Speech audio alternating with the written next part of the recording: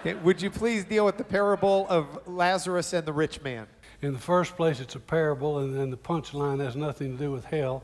In the second place, if it were not a parable, it's on a different subject anyway, because the context is people who mock Jesus' teaching on covetousness, and he says to them, you better listen while you can, the time is running out.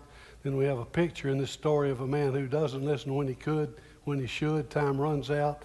He wishes he had done different, tries to warn his brothers it's too late. But even if all of that were not the case, it still wouldn't say anything about hell, because it's talking about a picture of people before Jesus has risen from the dead, since Moses and the prophets are the chief authorities at this point. And furthermore, if that were not the case, it still wouldn't be anything about hell, because it's a picture of what's called the intermediate state at the most, and not final punishment. I have a whole chapter on this in the book, and the chapter begins by saying this passage has nothing to do with hell, but because everybody thinks it does, we've got a whole chapter on it.